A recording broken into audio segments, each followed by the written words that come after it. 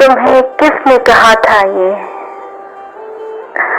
किसी सुनसान रास्ते पर किसी अनजान चेहरे से, किसी सुनसान रास्ते पर किसी अनजान चेहरे से जरा सी आशनाई को तुम मोहब्बत खास लिख डालो।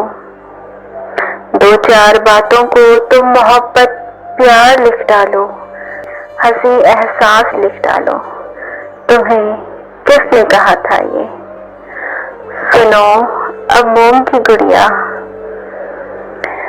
अब इस दौर के अंदर कोई मजनू नहीं बनता, कोई रांझा नहीं बनता।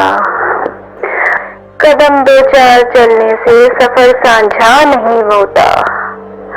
तो इन बेकार सोचों पे सुनो, रोने का डर कैसा, जिसे पाया नहीं तुमने उसे खोने का डर कैसा, जिसे पाया नहीं तुमने उसे खोने का डर कैसा, उसे खोने का डर कैसा।